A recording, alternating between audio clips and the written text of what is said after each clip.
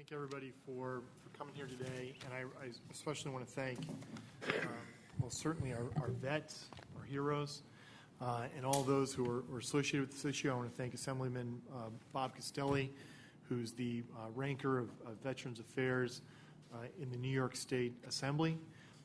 And this is going to be really rare. This will never happen again, so get this on the record. I want to thank the press.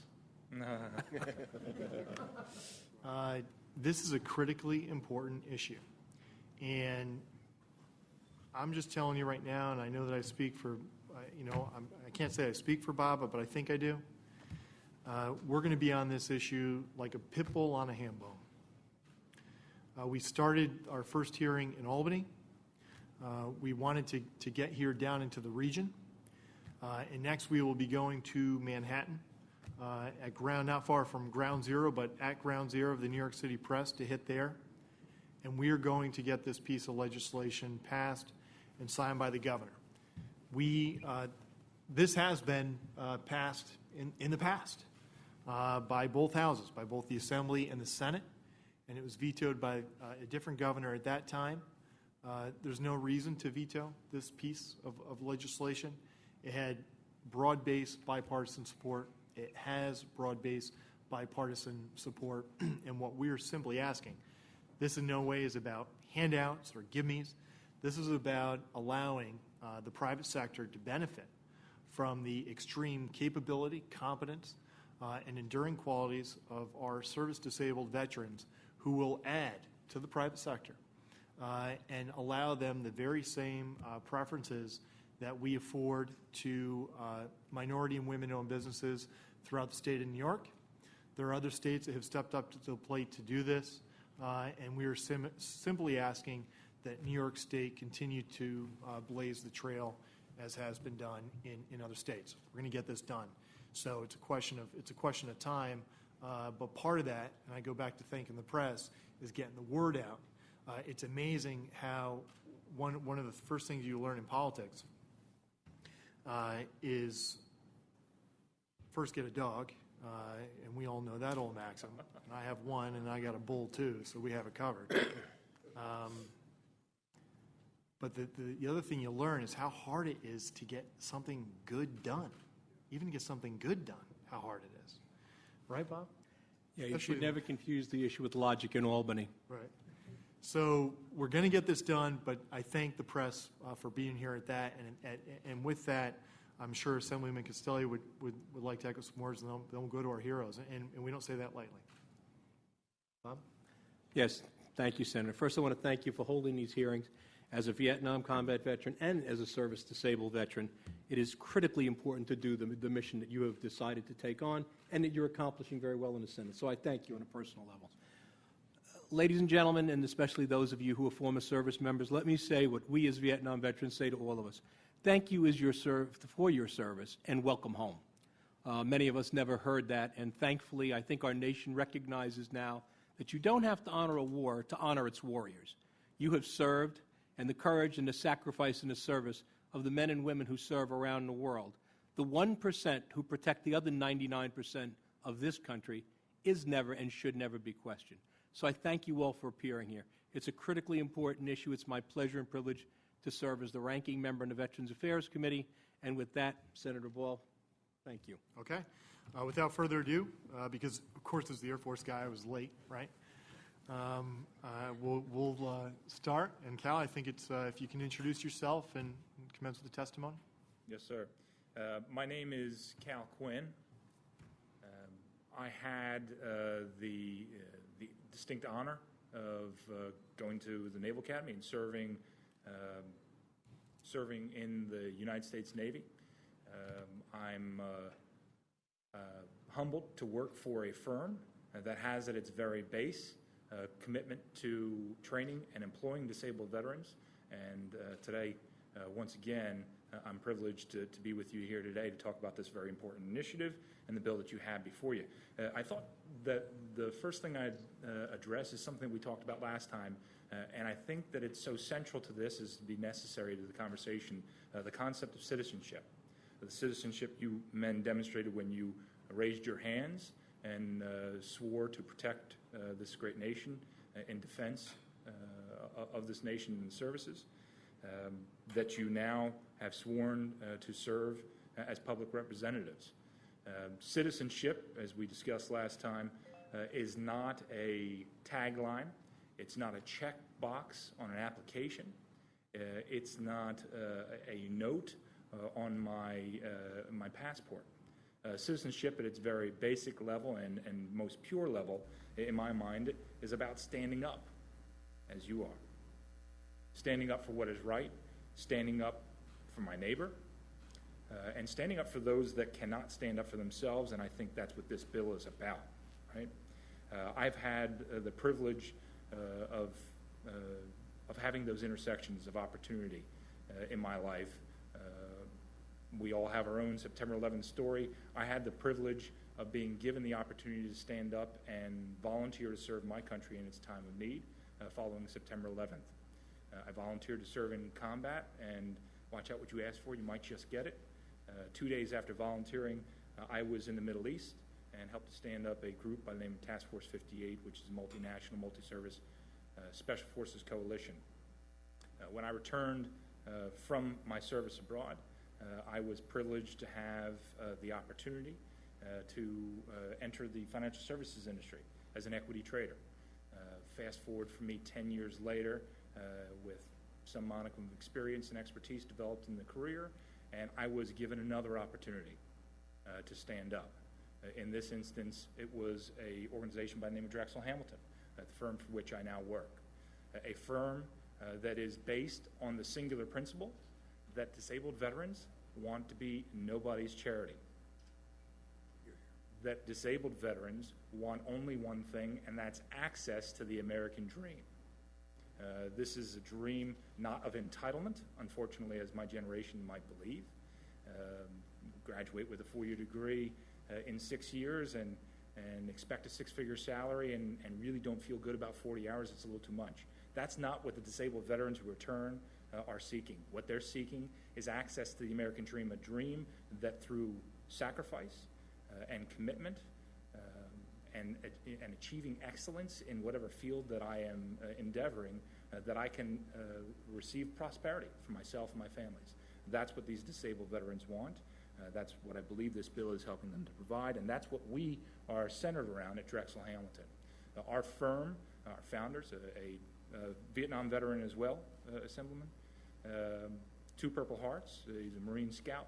He decided to put his personal capital and his personal experience at risk to create a business whereby disabled veterans were given the opportunity to develop a meaningful set of skills, and that's an important distinction.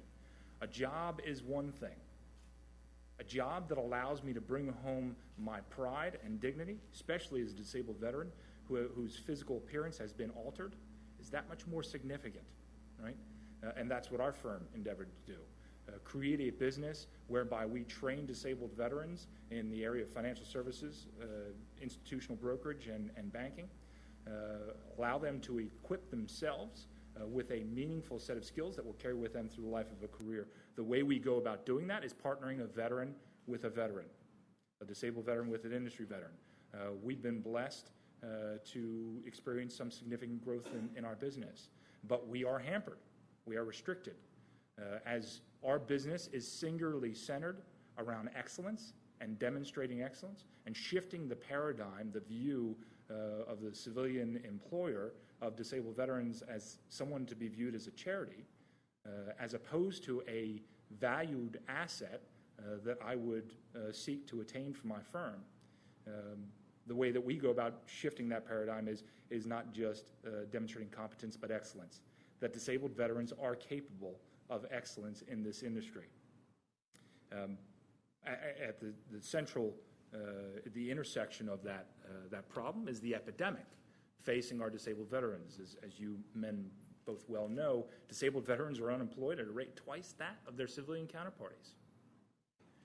Exacerbating that challenge, the men and women who have volunteered to serve this country since September 11th are coming back at a rate of disability twice that any other period in our modern military history, 25% versus a historical average of 13%. That's pretty stark, right? Why is this a problem? It's a problem because the civilian hiring manager suffers from the same condition that we all do, the human condition, which says, when in doubt, I will revert back to that which I know. And if my very job is dependent upon my ability to get the best possible candidate for the position, as I review 2 resumes and one I understand, in our industry, very academically demanding, I understand things like Ivy League graduate and Phi Kappa something and summa cum laude. I understand those things, and I can assign value to them as a civilian hiring manager. But I can't assign value to military acronyms and experiences that I have no experiential base to draw from. So I devalue them.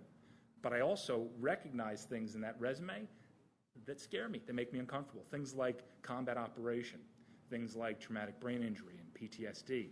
And I am afraid of those things, so therefore I either hire that disabled veteran at a rate or a level that is below their capacity, or I don't offer them a job at all. And that's why we have this problem of an unemployment rate and unemployment epidemic facing disabled veterans, right?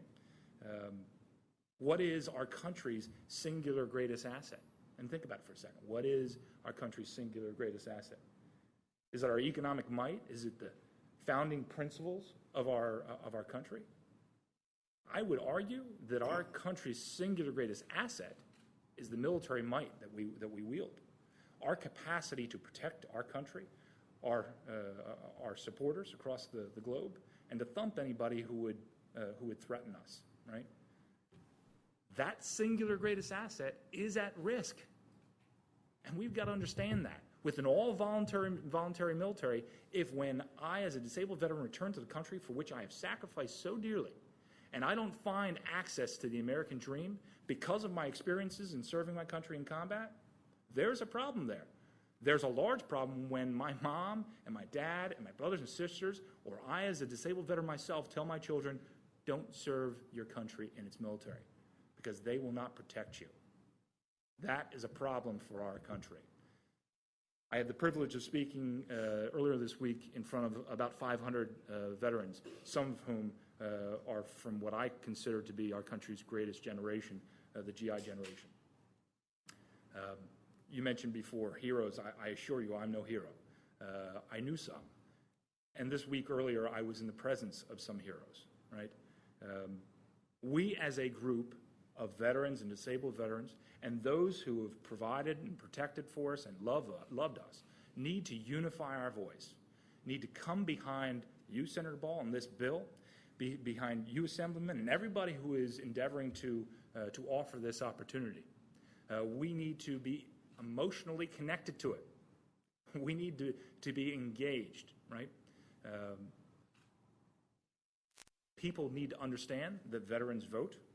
Those that support us and love us vote, and we're going to seek to support those that would support us, right? So I would say, in closing,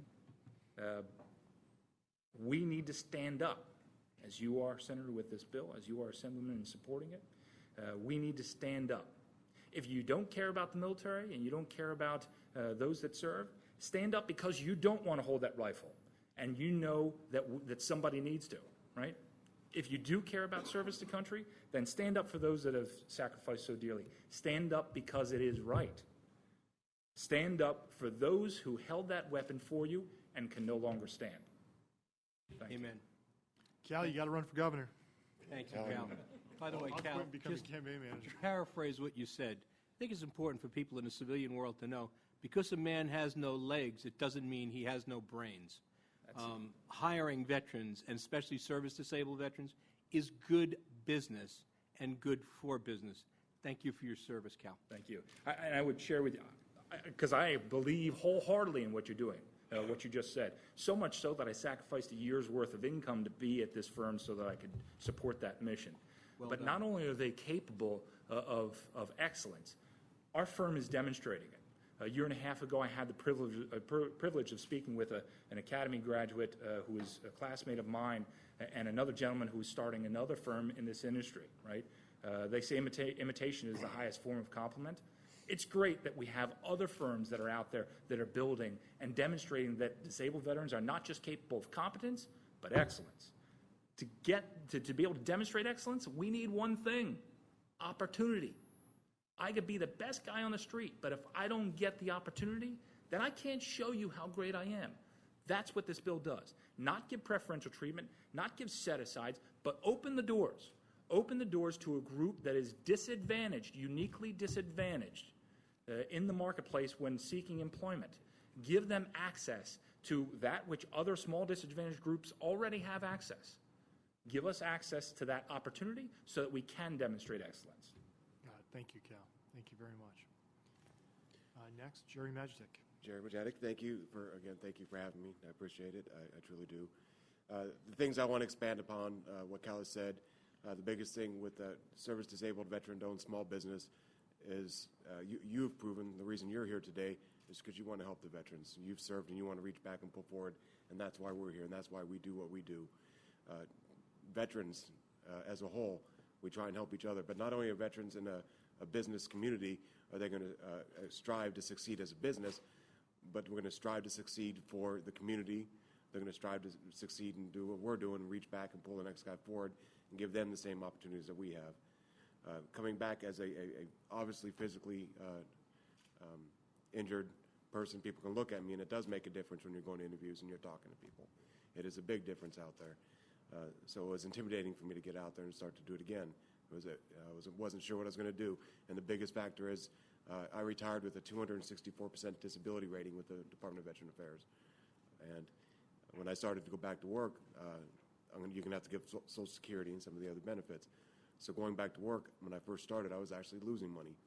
And I'm not the only one. There's veterans who want to go out there, and we want to work and support our community and support each other. I'm a single father of 3 children. I want to set the example for my children and show them that no matter what happens in your life, you can always strive forward and become what you want to be. Strive forward and help the next person and be good to yourself, your family, and your community. And that's why I'm here. And I'm thankful for Cal and the people we work with at Drexel Hamilton, the Wall Street Warfighters that gave us the training that we received. Without that, I'm not sure what I would have done, because the interview process was difficult because people do see PTSD or TBI, which I did have both. They still have both. They don't ever go away. But I'm still physically capable. I'm still mentally strong enough to do my job, and I think I've proven that. And I'm going to continue to do that, and I'm going to support this company, and I'm going to support the next guy that follows behind me. And I thank you very much for what you're doing for us, and anything that we can do for you to support, we're going to be there, and I appreciate the time. Thank you. Well, thank you, Jerry. Thank you for your service and your sacrifice. And by the way, you look pretty damn good to me, brother. I know, right? Amen. Jerry, do you want to tell us? Blue eyes.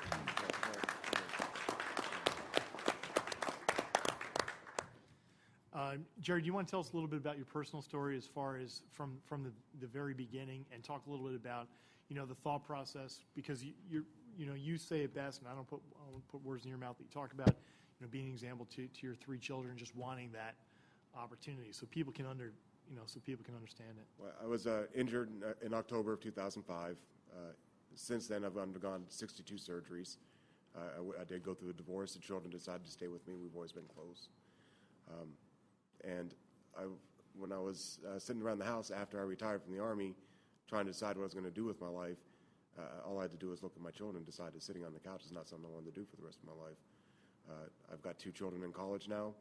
I have one who she just competed in the national championship for the Navy Junior ROTC drill team and they got 4th place in the nation out of 679 schools. So my children are continuing to strive to be what they want to be in their life.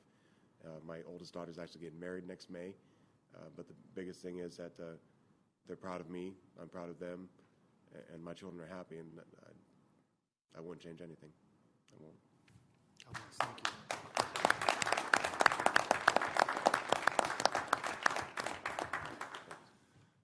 Ben, you want to introduce yourself? My name is Ben Downing, Staff Sergeant in the United States Army right here in New York City, Yonkers, if you want to consider that New York City. Some people say it's outside the 5 boroughs, but Assemblyman Castelli, thank you for showing up here. My story, I'm from Brooklyn, New York. Joined the Army straight out of high school, And from then, it was the whirlwind tour. Bosnia, Korea, Germany, Turkey, you name it, I was there. In 2008, I deployed to Iraq. 2009, came back, and for the first time, being a physically fit soldier who always prided himself on being able to run anywhere, I was not able to run due to an injury I received while I was in Iraq. So for the first time, I had to stop. I had to slow down, and I couldn't physical my way out of a situation. And it gave me time to think. It said, hey, what the heck are you doing? And I got to see how the outside, how civilians looked at someone who wasn't able to perform, wasn't able to do what they were supposed to do visually. Now, my wounds were not as visual, but they're there.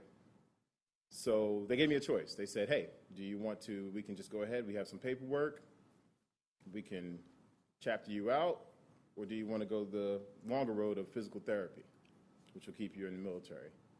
I said, let's go with the long road. I said, I don't even know why he gave me any other option because I love the military. So 10 months later, I finished my physical therapy and I was refratted, returned back to my unit on an active status. So where did that leave me? Prior to that, I was a telecommunications a major. I worked for one of the largest telecommunication companies in the country, but I was not able to properly do the physical things I used to do as far as climbing and doing all the other things. So the opportunity came around. I met a gentleman from Wall Street Warfighters and at a Wounded Warrior event, and he said, hey, I think this might be something you're interested in, because he had heard me talking and about wanting to expand my career. And that began the journey into Wall Street Warfighters, training to work in finance. From there, after a series of internships, I was lucky enough to come work with Cal and Jerry and the host of other people at Drexel Hamilton. And what Drexel Hamilton did was give me the opportunity to shine. They didn't pigeonhole me. As Cal alluded to, they didn't sit there and look and say, no, Ivy League, this guy's right, straight out of Brooklyn, straight out of New York. They said, you know what? We think you have the aptitude to learn this. And they gave me the opportunity. And that's all any service disabled vet asks for, is the opportunity. Because one thing we learn in the military, and I'm sure, Assemblyman, as you know, whatever your MOS or your job is in the military, that's just the one they assign you. Before you leave, you've probably done at least a dozen other things. Well. Not just performed at them, but you perform well at them. So when you leave, you may not have the piece of paper that says you're qualified to do that, but you most certainly are qualified to do a variety of tasks. And I want to talk about sacrifice. Sacrifice, or as Cal said and as Jerry was talking about as far as standing up and what veterans do in this country, sacrifice comes at a cost. Private sector, they have the ability to just focus on their private sector work, okay? We have an all-volunteer military. People need to understand how much that means. And I'm gonna give you an example, a personal one. I've been working with Drexel Hamilton since January. I did an internship for a year, the previous year. So I'm just getting my sea legs. In 120 days, I will be more than likely on a plane heading back to Afghanistan with my unit, the 101st Signal Battalion, out of Yonkers. This comes at great personal sacrifice to myself. I will not be able to advance my professional career, which I've just started, and I'll have to put that on hold. So, as a service-disabled veteran who took the path to rejoin that very real possibility in the middle of a wartime situation, the least that the country can do, that the state can do, or that the average citizen can do. We don't want a free coffee at the local shop. We don't care about that. We just want an even playing field and the opportunity to go ahead and perform to the best of the abilities that we have and that we have the ability to learn. So, with that being said, open to any questions you may have, Assemblyman. I'm quite honored to be here, but like I said, the sacrifice that military members make, and then service-disabled military members make, and I'm not alone. I'm not in the minority of service-disabled veterans who come back and say, I want to stay in. We have active duty service members who have prosthetics. It's not because they don't have the ability to go out into the marketplace and learn. In many cases, it's because the marketplace, what they see out there, it doesn't frighten them, but they see the reality of the barriers that they may have to face, and they're just much more comfortable in a situation which nobody else in their right mind would go back into. And that is something that should not be an issue. The issue of them staying in the military, the issue of them serving their country should never be the choice between personal gain, security, and the ability to provide for your family. It should never be the choice. And that, with this bill, if you push forward, would be a huge step towards making that a reality. Can we just follow up specifically, and it's open to whoever would like to answer, just if you can talk specifically about how this piece of legislation would help the organizations that you're all familiar with hire more vets, and what those organizations and businesses are up against. Yeah, I can address that. And I'll have to speak within the orientation of our business. Sure. Specifically. 20% of our expenses as an organization go towards the philanthropic endeavor of offering meaningful training and employment to disabled veterans in our laser-focused industry, the institutional brokerage and banking, right? That's business Harry Carey. Start a business, take 20% of it, put it to the side and say that's not going to help me drive my business. That's ludicrous. But that's the level of commitment that we have to this mission, right? The only way that we can continue that level of commitment, and you know, as we talk about some of the growth that we've been blessed with over the last year because of the industry veterans, one of which is here with me today, and I would be remiss if I didn't mention Craig Simmons, who is here, a man with 25 years of experience as a banker in the industry, but also 25 years of experience serving his community, right? A gentleman who championed the Eagle Academy cause, which provides a good opportunity for education for those individuals within the 5 boroughs that are at the greatest risk of ultimately ending up in prison, right? And making a significant impact. That's the type of character of individual that we have at our organization that are those industry veterans who are partnering with our veterans. The only way that we can continue to continue that commitment is if we're given opportunity. If this bill is passed, then we're given parity with other small disadvantaged minority groupings. And if that happens, then we can compete based on merit for a portion of business that is already going to that small disadvantaged group. And we've demonstrated, aside from that, because we've been growing in spite of the lack of this provision, right, over the last few years, but we've been growing solely based on capacity, on our ability to add value to our customers. But if we're given this incremental opportunity, that exacerbates our capacity to grow. The greatest measure of our success as a firm, I would suggest, is not the growth in the number of employees that we've had or our revenue growth over the last 2 years. It's this very thing. In about the last 12 months, we've been able to offer meaningful training and employment to 10 disabled vets. The fact that, as best I know, and I could be wrong, I think that Drexel Hamilton is the largest single source employer of disabled veterans in the street. And that's great, but it's horrible, right?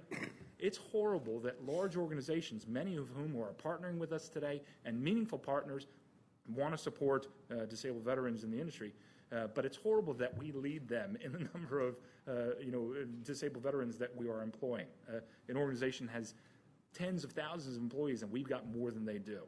The way that we shift this paradigm, the way that we correct this, is by first being given the opportunity, which this bill will do, not just for our business, but for all of the businesses across the state, right? Give us the opportunity to compete. And when given the opportunity to compete, as we demonstrate excellence, then we shift that paradigm, and an employer now seeks out a disabled veteran because they realize I, as a disabled veteran, had to dig deeper. I had to reach farther. As we, in our organization, people come through the rehabilitative process, the ones that are ready to come to our firm, the ones we look for, are those that can no longer push the button. I can't do it one more time. I've got to put the morphine button down. That's the point at which they're ready to start their career. That's the point at which we train them. That's the point at which they develop a meaningful career. And if given the opportunity through this bill, that's the point at which they will demonstrate excellence to the market. And that's the way that we shift this paradigm. That's the way that this gets better. Thanks, Cal. And I have 2 points to support that. Drexel Hamilton, my son is going to come up to Drexel Hamilton for the summer and has an internship. So that's showing that they're continuing to support each other, the veterans. And Assemblyman, my life, in fact, is better because I might not even be here today if it wasn't for your service and what you did in Vietnam and the treatment that you received when you returned home. If it was not for your struggles to make sure that my life was not the same, I might not be here today. So that's just proof that veterans not only help each other, but we help the communities as a whole. And that's what we do. That's what we do. And also, what Cal said, meaningful employment. Meaningful employment is such a key. Meaningful, impactful employment that with the skill set that you receive or that you're trained in, you will be able to have a significant positive impact on your sphere of influence, whether it be your family, whether it be your community, and it goes from there. That is the key, and that's what Drexel Hamilton provides. Not just employment, meaningful employment. Yeah. There's no one at Drexel Hamilton, no service-disabled veteran, whose position is not such that once he becomes a master of that he will not be able to go anywhere, whether he decides to stay at Drexel Hamilton or not. But he'll be an asset anywhere he goes, he or she goes. And that's something that you're not seeing with the larger firms, with the bulge bracket firms. You're seeing numbers, but if you dig into the numbers, what are those people really doing? Yeah. It's a job, but is it a career? Is it something that you want to go ahead and say, you know what, I want to teach my son to do this? And that is what Drexel Hamilton is looking to have, an even playing field to show on a merit base that they're able to provide. And that, I think that's key in any conversation that comes up regarding this.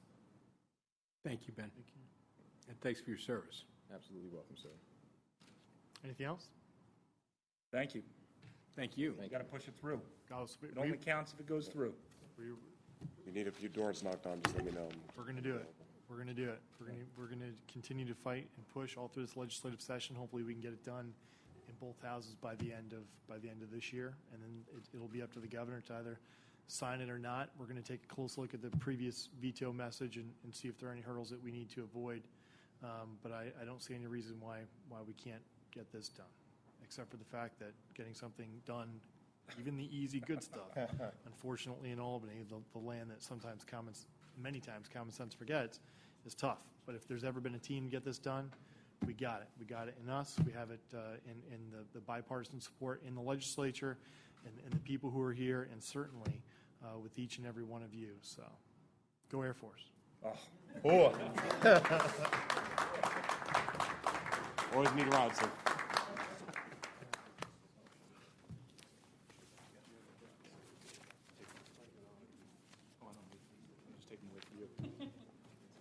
Kristen, when you get a second.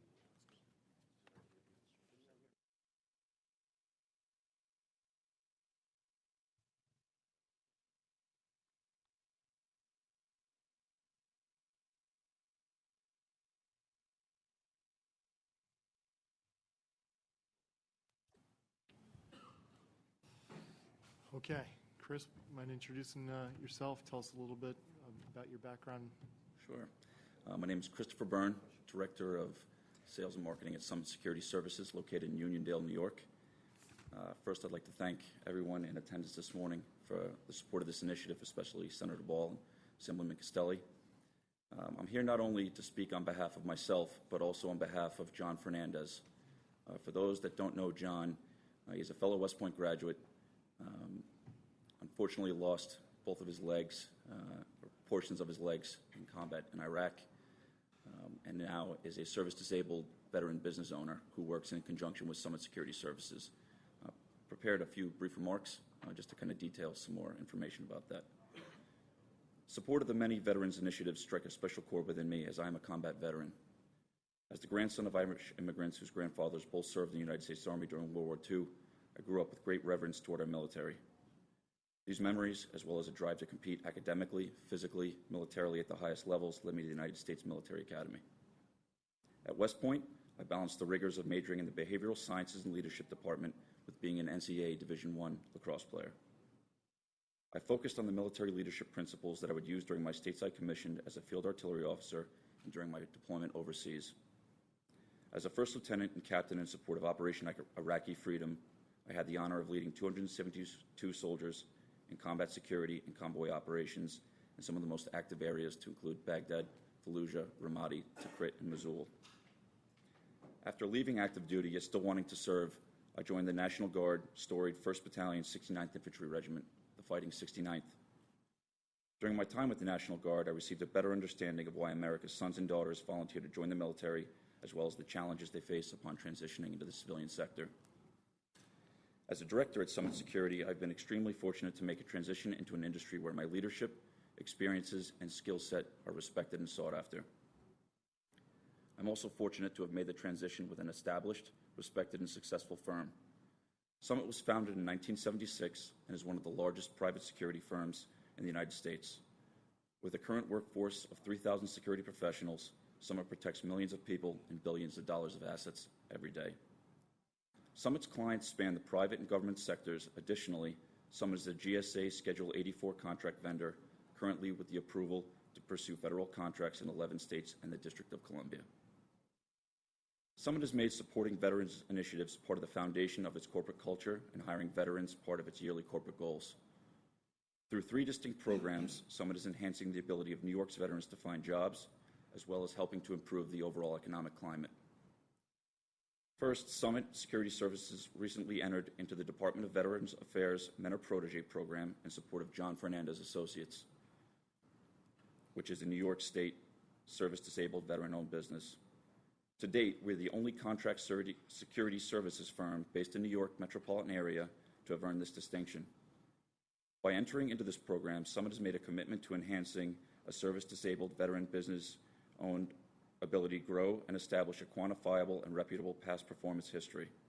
This history is found to be critical while competing for government and private contracts in the security industry. Additionally, the HERO campaign, From Deployment to Employment, was launched as a strategic initiative between Summit Security and John Fernandez Associates. The program's goals are to aggressively recruit military veterans returning from Iraq and Afghanistan, bolster the domestic homeland security effort, and satisfy clients' security and workforce requirements with proven leaders. Lastly, Summit, in partnership with FedCap Rehabilitation Services, has proposed the Veterans Security and Investigations Workforce Development Program.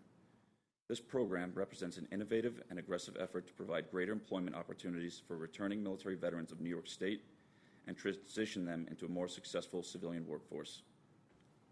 Through Summit's subject matter experts and certified instructors, the program will deliver an unprecedented level of training and certifications for veteran clients, ensuring that our veteran clients have the knowledge required to ascend as quickly as possible through the ranks of their chosen career path.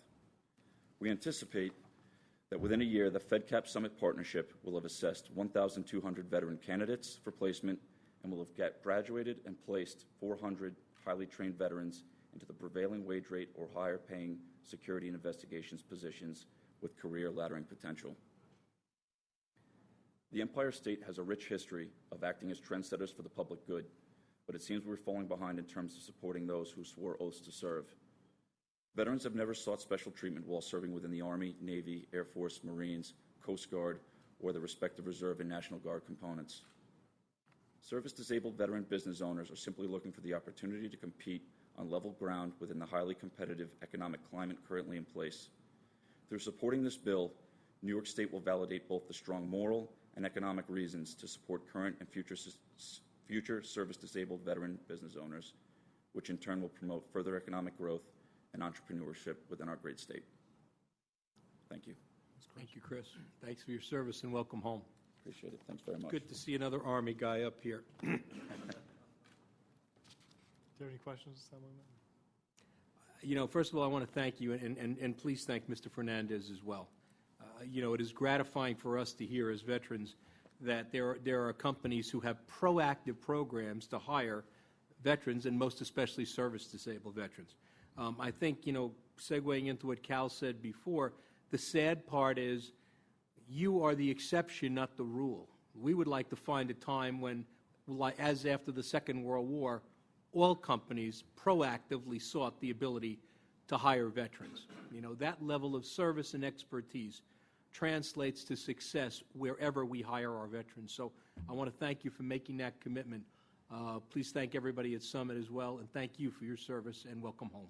Thanks very much. Chris, if on, of course, behalf of yourself and also John, if you can talk just a little bit as far as on the legislative front, how the preference in contracting can help employ more service-disabled veterans here in New York State, maybe what some of the hurdles are right now of either expanding or creating a business and hiring service-disabled veterans in this state. Sure. Well, New York State has set-asides right now for all state security and investigations contracts where there is a portion set aside, whether it's 5%, 10%, sometimes up to 20% for minority and women-owned businesses.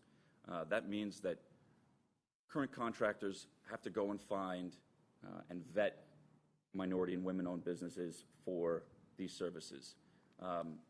We saw within the last 2 months for a major contract at John F. Kennedy International Airport that we couldn't find a company that we felt comfortable working alongside, having to go through the Port Authority credentialing. This is serious stuff, especially within the aviation industry. Utilizing service-disabled veteran-owned business organizations who in turn are hiring other veterans, we know that they're coming with a level of professionalism, a work ethic, ability to multitask, and really a drive to want to go and perform at a high level. One thing that this does show, hiring or having a set-aside for service-disabled veteran-owned businesses, it transcends gender, it transcends race. It was mentioned before that these individuals are part of the 1%, but this 1% spans the greatest part of the American population, and we feel it's very important to further promote that. Right. Is there anything else you want to add? Just want to thank you again for the opportunity to speak. Pleasure. Thank you. Got it. Thank you. Thank you. Thanks, Chris.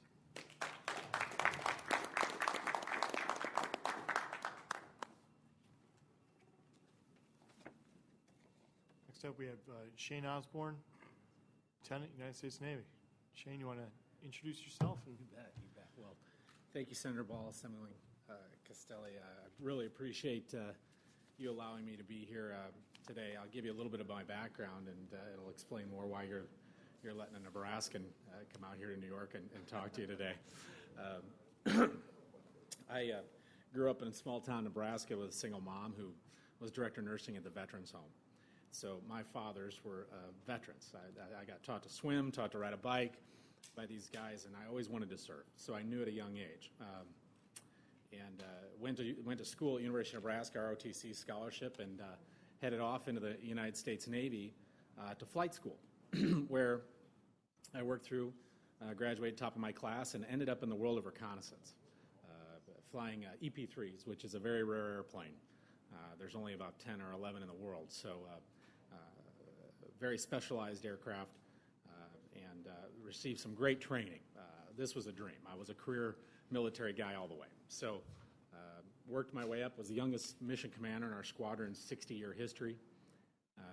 26 years old, April 1st, 2001, collecting intelligence off the coast of China, where we get intercepted by 2 fighters. And I'm in a big converted airliner that's got 24 people on board, flying along fat, dumb, and happy. And the lead fighter was hot shot, showing off, and we had a midair. Came into my wing, cut his airplane in half, literally flipped us, inverted. The nose of his airplane hit mine, tore the nose off. Next thing I know, I'm dead. I've been talking about serving all my life, and there was no doubt that we were dead. We're flipping. We lost over 8,000 feet, inverted. We went from 24,000 feet down to 8,000 feet, and what's going through my head? We may be dead, but they're going to find me at the bottom of the ocean fighting. I had 23 people, 3 women and the rest men, that I was responsible for, and I wasn't going to let them down. So we fought. The other aircraft was obviously cut in half. The pilot died. We were able to right the airplane. The force to hold this airplane up in the yoke, I was a pretty big guy back then, literally tore my shoulder apart, 35 minutes. Where do we got to go? We got to go to China. Nobody wants to go into China, especially when you're a spook. I'll tell you that much. That's not where you want to end up. So the crew in the back had to get up, throw the things out. We land, get taken off at gunpoint. And I'm not only the pilot in command, but I'm the mission commander. So you get on the ground and you know you got to switch gears, and you really find out what you're made of. 12 days, 7 days straight sitting in a chair, being interrogated, not allowed to sleep. The intimidation it's hard to match. And I went back to, I just read John McCain's book right before I used that as my playbook, and there was two things that went through my head. One, my faith in God. Two, was taking care of my crew. Take care of your crew. Take care of your crew. Return with honor. That's all that went through my head. The rest will take care of itself. And the crew held up pretty darn well. 12 days later, 12 long, long days, we get released. And everybody returned home with their honor intact. We had a lot of specialized people in the back end of that airplane that I was able to protect. We get home, and there's a lot of media, a lot of press, and I just wanted to fly airplanes. I was back up flying 2 weeks later. And later that year, I'm getting ready to roll out, obviously a lot of press and involvement, but September 11th hits. And I'd spent a lot of time in the Middle East. I was more of a Middle East expert than a Far East expert. And so I walked in my skipper that morning and said, I'm extended my tour. So 7 months after being a POW, I'm finding myself flying missions over Afghanistan, getting shot at in this big, slow airplane, and I'll never forget the feeling of having a missile coming up at the airplane. I thought, here we go again. Ran out of fuel. It was a dud, a few thousand feet below us, and got through that and came back and still remained that focus. Take care of your crew, take care of your people. Did a couple more tours, had to go to Bethesda and have a few surgeries, and got put back together and went back to Nebraska, put the uniform in the closet, and realized, like you two gentlemen, I wasn't done serving. And thank you for your service. And you know it's in you. Once it's in you, I don't know where it comes from necessarily, but it doesn't go away. And so decided to run and was state treasurer in Nebraska, got elected. Served for 4 years, loved it. Was serving, get done January of last year. Had a very successful term, was a president of the National Association. And this is where I'm getting to. The point here is military people rise up. We don't quit. We get it done. We figure out a way to work with people of all backgrounds. And I was able to do that with no political experience and rise up to that occasion. Finished my term, was a single dad, sole custody of 3 kids. Things are busy. I'm getting out, and I'm thinking, boy, what am I going to do next? What's the next challenge? But I go back to when I got out of the Navy to when I ran for politics to now. I was a well-known guy in my home state, and I can tell you how scary it was looking for a job. People didn't know how to translate what I did and my experiences into a corporate civilian job. They just didn't get it. They didn't understand it. And I was, the people that actually reached out to me, the guy that hired me was a Navy veteran, go figure, right? And so I'm sitting there trying to figure out what I'm going to do. Do I want to go work for one of the big bulge bracket banks, as an ex-treasurer? And I get a call from a boy who grew up in Buffalo named Phil McConkey, who was a Naval Academy grad and was a Navy pilot, and then happened to be the oldest NFL rookie ever, played for the Super Bowl Giants. And he's a great guy, and he said, Shane, I've got something. And I said, well, Phil, nice to meet you. If anybody's met Phil, he's a pretty aggressive guy. And he said, listen, I know from a few people that that you're all about serving veterans. I said, absolutely. He goes, I've got an opportunity for you. So instead of going and joining some large firm, becoming part of a large organization, I joined a firm with about 5 people, 3 of which were veterans, with offices in White Plains and now in New York City, and it's Academy Securities.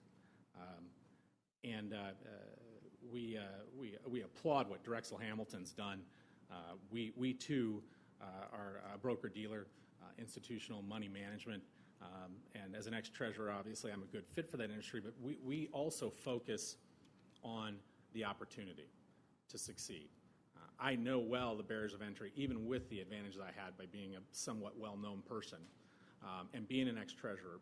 But I can also tell you that I don't want to keep repeating what everyone said, but one thing that veterans do, given the opportunity, we're going to hire other veterans. You don't need to explain to us what the advantages are of having a guy who's been through combat, who knows teamwork, who is forced to live and deal with people of all backgrounds. And there's no quitting the job and trying to get another job somewhere else. You got to get it done with whoever you're there with. And the one common purpose is you have a common goal. And that's exactly what I'm doing and why I'm here today. It's because this bill will help me and the folks at Academy and the other people testifying today continue on a path of what we want to do. We want to take care of each other. We want to give people a career, not a job. And this, the state of New York, what a great advantage. I mean, this is the financial capital of the world. We've got a job. We've got the ability, if given the right opportunity, to not only prove ourselves, but really bring a lot of quality men and women where integrity means everything.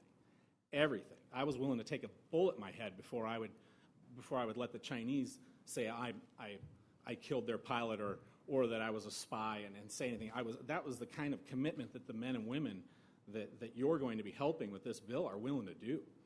It's, the post 9/11 veteran unemployment rate, we all know that's an issue, but what are we going to do about it? This is a big step. Given the opportunity, I think in a few years, you will see such success that the bill will become irrelevant because every single person here is going to build a good business that provides value, not just hang a shingle out and say, okay, we've got something that gives us a temporary angle. What we're going to do is hire more veterans. Right now we're up to 14 people, six are veterans, and it's going to be just like the others were speaking about. You put an industry expert next to a veteran, and you get out there and get after it, and we're finding that people do want to help veterans, they just don't know how. And this bill is going to be a huge step in helping us veterans continue the mission of helping other veterans and making sure that we don't rest until everybody's taken care of, all their families are taken care of, and every veteran has a career, not just a job. So, any questions for me, sirs? Well, thank you for your service and welcome home, first of all. Thank you. You notice, Senator, the one thing here that's a common theme is service equals success.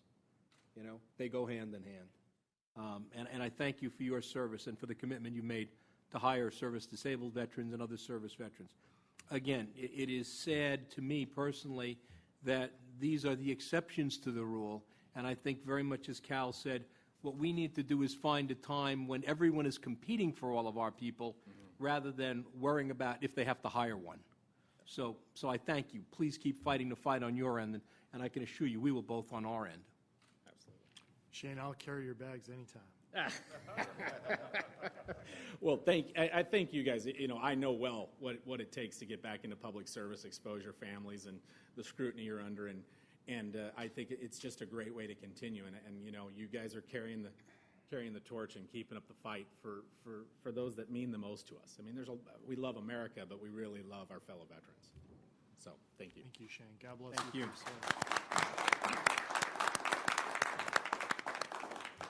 And women? Closing remarks? Well, first of all, thank you, Senator, for hosting this. You have been a vociferous advocate on behalf of all the veterans. I know you were in the Assembly. You serve now in the Senate doing that. It's my honor to work with you on these continued things.